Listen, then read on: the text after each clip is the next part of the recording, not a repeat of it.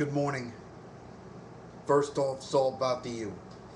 Today, in the seventh part of the 12-part series of our 2010 opponents, I'll talk about a team that has had our number the last 3 years, the North Carolina Tar Heels, who come to Sun Life Stadium on October 23rd.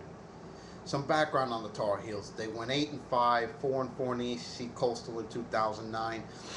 They lost to Pittsburgh in the Meineke Bowl 19-17. They are coached by a very familiar face to Cane fans everywhere, Butch Davis, who is entering his fourth campaign in Chapel Hill. His record is 20-18, and he's been 4-8 his first year and an 8-5 the last 2 years. The expectations for Carolina this year are very high. They expect to win 10-plus games and an ACC title, maybe even a national title, but I'll discuss that a little bit. On offense, this has always been a question mark. Their offense is just god-awful. Yet they returned senior T.J. Yates, and they have a redshirt freshman in Bryn Renner that some say should be the starter this year, and they should have Yates benched. They return everyone else on offense this season, especially a wide receiver with senior Greg Little, who had 724 yards and 5 touchdowns on 62 receptions last year.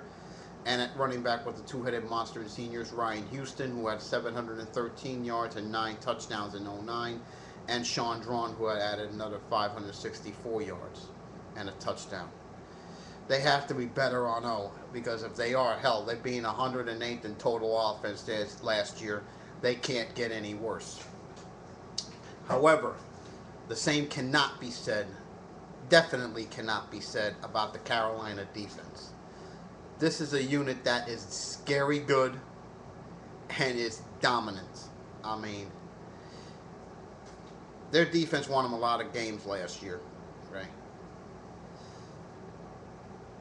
This team led the conference in yards per game allowed last year. They allowed just 269 yards a game in total offense to opponents.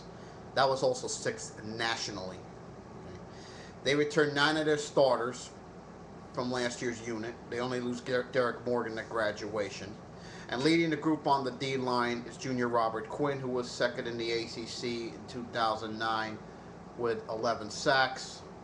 And he led the conference with 19 tackles for loss.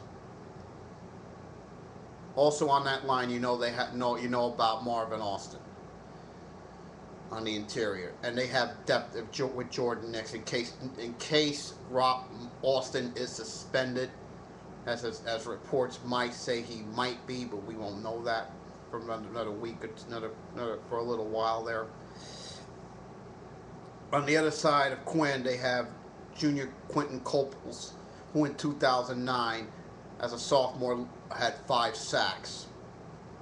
And against the run, I mean, they led the conference in fewest yards allowed, allowing just 95 yards a game, which was also 10th nationally. At linebacker, they have Quinn Sturvant, who had 12 tackles for loss in 2009. He might be suspended as well, but we won't know that, and like I said, for a little while. And they also have Zach Brown as Sturvant's backup in case he is suspended. He can probably fill the role nicely there. The other linebackers returning in 2010 are seniors Bruce Carter and sophomore Kevin Reddick, both very capable linebackers. Their secondary has some shutdown personnel on there. 2 that stand out are senior Donta Williams, who had 6 INTs last year, and free safety Kendrick Burney, who had 5 picks in 2009. Also back is senior Charles Brown. As a unit, the Carolina secondary picked off 19 passes last year and were 3rd nationally in passing yards allowed. They allowed just 174 yards a game. That was also 14th in the nation. I'm telling you, bottom line about Carolina, if their defense is halfway decent, even halfway decent, with that defense they have, they'll win 10 easily. And we'll find out about Carolina's national championship chances, and I'm not kidding about that.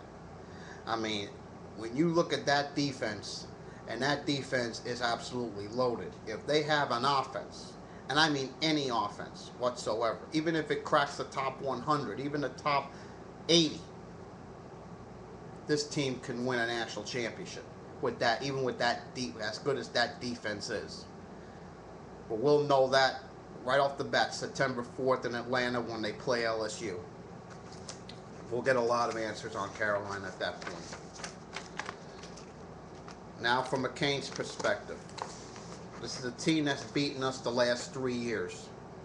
We need to stop beating ourselves, guys, okay? Last year when we went to Chapel Hill, J12's 4 picks absolutely killed us. And each time in the last 3 years we've lost to Carolina, it's been either turnovers, poor play calling that has done us in. I mean, it's self-explanatory. I expect a very tough physical game against the Heels this year. If we force turnovers against Carolina, though, as good as Carolina's D is, I think we will win up there. We will win at home this year. I think this is the year I think we finally get that Carolina monkey off our backs, because we cannot afford to lose 4 straight years to these guys. I mean, if we want to win a national championship, I expect we'll be undefeated going into this game. I really do. But if we want to really be a national championship team, a team of destiny this year, we must beat North Carolina. That is an absolute must. This is the team we have to get over that hurdle. It's going to have national championship implications and ACC coastal title implications. So without a doubt, so we need to match that intensity Carolina's going to bring. So that's it on Carolina. And tomorrow, I'm going to talk to a team that's rebuilding, and it's going to take a little time to get back to where they need to be, and that's the Virginia Cavaliers. I'll see you then, and as always, go Canes.